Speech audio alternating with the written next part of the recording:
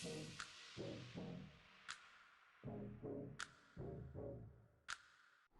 Students, this is धर्म sir from DS English campus.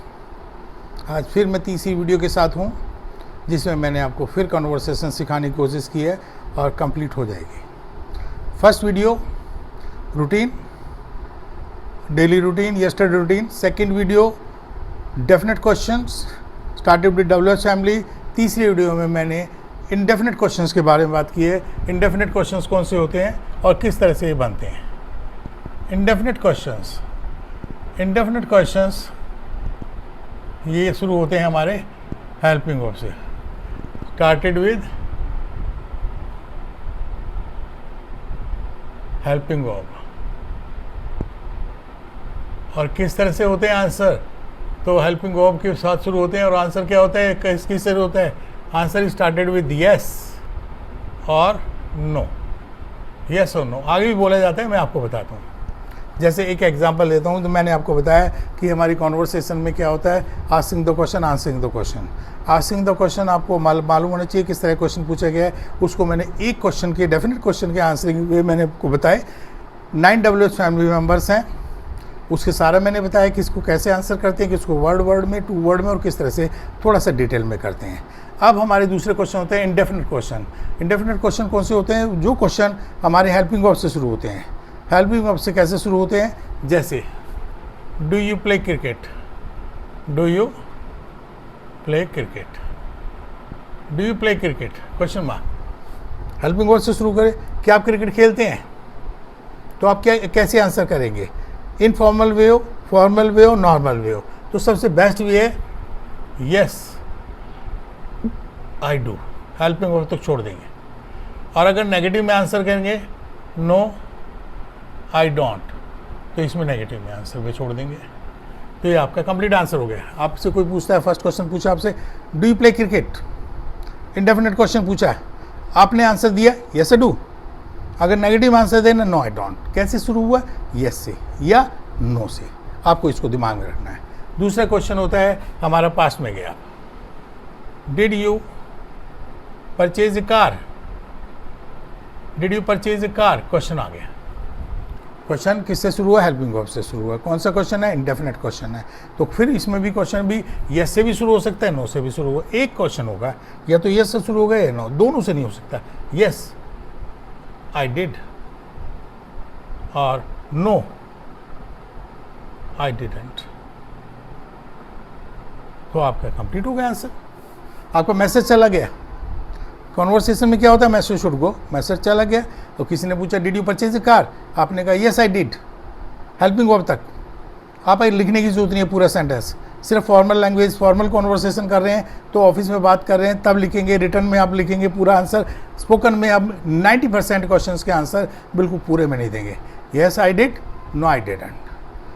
तो आपके देखिए, आप कहेंगे sir complete sentence how is it possible for the listener. Listener के लिए कैसे पॉसिबल है? वो समझ जाएगी कि मैं क्या लिखना चाह रहा हूँ। उसको जो लिसनर है उसने क्वेश्चन किया है, उसको पता चल होगा उसने क्वेश्चन क्या किया है। उसने परचेजिंग कार के लिए पूछा है तो उसने कहा, तो अगर आप आंसर देते यस आई डिड तो वो समझ जाएगा कार के बारे में बात कर रहे हैं। नो आई डिडंट, कार के बारे में बात कर रहे हैं, उसने नहीं खरीदी।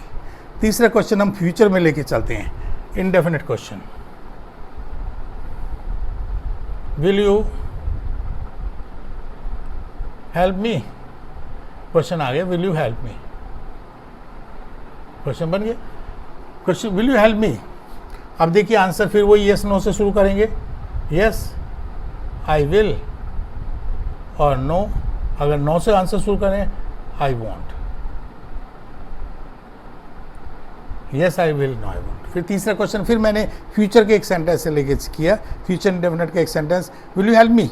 आप किससे पूछते हैं क्या मेरी सहायता करेंगे, वो या तो यस में करेगा या नो में करेगा। तो आंसर तो इंडेफिनेट क्वेश्चन के आंसर यस और नो में आने हैं। तो वो कहेगा यस आई विल, और नो नेगेटिव में करेगा नो आई वॉन्ट। आंसर एक ही होगा, आंसर एक ही करेंगे, या तो यस से शुरू करेंगे या नो से शुरू करेंगे। दोनों करने के लिए मैं बोल रहा हूँ, तो मैं प्रैक्टिस कराने के लिए बोल रहा हूँ। नेक्स्ट क्वेश्चन है आपका कॉन्टिन्यूस में बनाते हैं। जैसे are you going to the market. मेरे से किसी ने पूछा कि आप मार्केट जा रहे हैं। इंडेफिनेट क्वेश्चन पूछ लिया, हेल्पिंग वर्ब से शुरू है, मेरा आंसर क्या होगा, यस से शुरू होगा या नो से शुरू होगा, तो मैंने सपोज यस से शुरू हो रहा है, yes I am going to the market नहीं लिखना है, नो नेगेटिव में तो I am not, no I am not, हो गया। तो आपको प्रेजेंट कॉन्टिन्यूस के क्वेश्चन किया तो उसका आंसर मैंने बता दिया, are you going to the market, yes I am, no I am not. Next होता है were they flying a kite, were they flying a kite, were they flying a kite, क्या वो काइट पतंग उड़ा रहे थे, तो फिर इसमें मैंने बताया कि इंडेफिनेट क्वेश्चन है तो येस और नो से शुरू होगा। आप रिटन इंग्लिश की बात करें, आप स्पोकन इंग्लिश की बात करें, दोनों में येस नो से आंसर शुरू होगा। इंडेफिनेट क्वेश्चन अगर है तो yes they were, yes they were, no they were not, they weren't भी कर सकते हैं, देवर नॉट भी कर सकते हैं, दोनों ठीक है। तो आपको इसका आंसर समझ में आ गया, आपको मालूम है सामने वाले ने कौन सी हेल्पिंग वर्ब से क्वेश्चन बनाया है, कौन से टेंस में बनाया है, उसी हेल्पिंग वर्ब तक कंप्लीट कर देंगे। अगर वो अफर्मेटिव में आंसर दे रहे हैं, यस से शुरू कर रहे हैं तो उसको अफर्मेटिव सेंटेंस में आंसर देंगे, नो से शुरू कर रखे हैं तो उसको उसी हेल्पिंग वर्ब को यूज़ करके नेगेटिव बना देंगे, आगे पूरा सेंटेंस बोलना नहीं। नेक्स्ट कुछ सेंटेंस में कुछ बोल के प्रैक्टिस कराता हूँ। जैसे आपसे will father be reading the newspaper, आपका आंसर होगा yes he will be, no he won't be. हमारी हेल्पिंग वर्ब क्या है, will be. Will father be reading the newspaper, yes he will be, no he won't be. Have you completed your work, have you completed your work, present perfect, yes I have, no haven't. Yes I have, yes में answer I have, no वाले में no I have not. इसी तरह से had mother prepared the food, yes he had, no she hadn't. Will they have reached the office, yes they will have, no they won't have.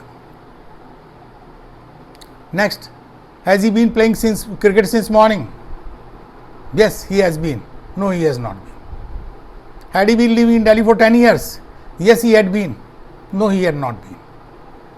Will they have been watching TV since morning, yes they will have been. वो तीनों helping verb लगाएंगे, will have been, no they won't have been, negative में। ये आपका 12 के 12 tenses का मैंने indefinite question करने बताए हैं।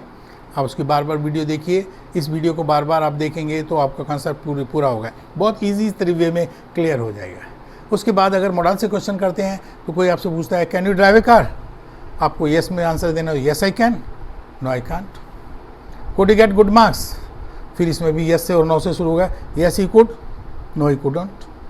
Will you be able to speak English, yes में आएंगे तो इंडेफिनेट क्वेश्चन है, yes I will be able to, पूरी हेल्पिंग वर्ब लगानी है, no I won't be able to. इसी तरह से हमारा हैव टू से क्वेश्चन बनाते हैं, have you, do you have to go to the market, yes I have to, no I don't have to. Did you have to purchase a car, yes I had to, no I didn't have to. Will I have to do this work, yes you will have to, no you won't have to. इसी तरह से हमारा कुछ और model है, should model है, तो उसमें फिर हेल्पिंग वर्ब है, मॉडल तो हेल्पिंग वर्ब भी है, तो हेल्पिंग वर्ब से क्वेश्चन शुरू करें, इंडेफिनेट क्वेश्चन शुरू करें। Should I help you, yes you should. Negative में बोलेंगे no he shouldn't. Must he do this work, yes he must, no he mustn't. इसी तरह से would you like to take ice cream, yes I would like to, no I would not like to. Used to play cricket, yes he used to, no he used not to. Should he have done this work? Yes, he should have. No, he shouldn't have. आप इस video में जो मैंने question बोले हैं बार बार में देखिए, बार बार में देखेंगे, आपको कॉन्सेप्ट क्लियर होगा और बहुत इजी वे में। अगर आपको थोड़ा बहुत टेंसेज और मॉडल की पहले जानकारी है तो मैं बिल्कुल नहीं समझता कि आपको बातचीत नहीं करनी आएगी। तो मैंने आपको बताया सबसे पहले फर्स्ट जो आपको ध्यान रखना है, फर्स्ट सबसे पहले रूटीन आपको कमांड लाना है। अगर आपको हैबिचुअल सेंटेंस बोलने हैं, एक्शन बताना है, प्रेजेंट वाला बताएंगे, डेली रूटीन बता यूज़ करेंगे, प्रोवर्ब्स बोलनी है वो भी प्रेजेंट इंडेफिनेट में आ गई वो, और अगर आपको यूनिवर्सल ट्रूथ और जनरल ट्रूथ की बात कर रहे हैं वो भी प्रेजेंट इंडेफिनेट में ही बनाएंगे, तो जो कि डेली रूटीन बोलने पे आपका कमांड आएगा। पास्ट का कोई भी इंसिडेंट करना है डिस्क्राइब, लेसन कोई पढ़ना है, जितनी स्टोरीज़ पास्ट में होती हैं यस्टरडे रूटीन आएगा, किसी के बारे में बात करना है, आपके बारे में बात करना है, how did you spend your yesterday evening, तो आपको पास्ट इंडेफिनिट में ही बताना पड़ेगा। ये थोड़ा लंबी कन्वर्सेशन होती है। दूसरी कन्वर्सेशन में हमारी क्या होती है, मैंने बताया था asking the question, answering the question. Asking the question फिर मैंने आपको बताया 2 तरह के क्वेश्चन होते हैं। कौन कौन से? Definite question, indefinite question. Definite question started with WH family, indefinite question started with helping verb. फिर WH फैमिली के मेंबर मैंने कराए आपको, who, what, which, why, when, where, whom, whose, how much, how many, how far, how long. उसके बाद फिर मैंने अब जो इस वीडियो में मैंने जैसा ज़्यादा प्रैक्टिस कराई है किसका, इंडेफिनेट क्वेश्चंस के। मैंने बताया कि इंडेफिनेट क्वेश्चंस जब भी शुरू होते हैं तो उनको आंसरिंग के लिए पूछे जाते हैं, यूज़ किए जाते हैं। उनों के आंसरिंग येस और नो से शुरू होती है और हेल्पिंग वर्ब तक ही रहकर रखेंगे, उसको आंसर को पूरा नहीं ले जाएंगे। स्पोकन में तो बिल्कुल नहीं लेके जाएंगे। येस तो पिजिन इंग्लिश है नहीं। डू यू प्ले क्रिकेट, ठीक है आंसर येस, या ठीक है, काम चल गया हमारे। बट एक परफेक्ट वे में, एक बहुत एक अच्छे वे में, इंप्रेसिव वे में आप करेंगे। Do you play cricket, yes I do, no I don't. Did you purchase a car, yes I did, no I didn't. Will you help me, yes I will, no I won't. इस video को बार बार देखिए, आपको concept बहुत जल्दी से clear हो जाएगा। बहुत इजी कॉन्सेप्ट है, बहुत जल्दी से क्लियर हो जाएगा। उसको यूज टू हो जाइए, उसके आदी बन जाइए, आपको कॉन्वर्सेशन में कभी दिक्कत नहीं आएगी। कहीं की भी जाएंगे आप, 3 वीडियो मेरी सिर्फ देखिए, बार बार देखिए उन वीडियोज़ को, आपको पता चल जाएगा English is not as much difficult as it is considered to be. Guarantee मेरी, अगर आपने ईमानदारी से 1 हफ्ते तक ये देखी और बिल्कुल डेडिकेटेड वे में देखी और विश्वास करके देखी तो आपको डेफिनेटली बोलना आएगा। Thank you very much.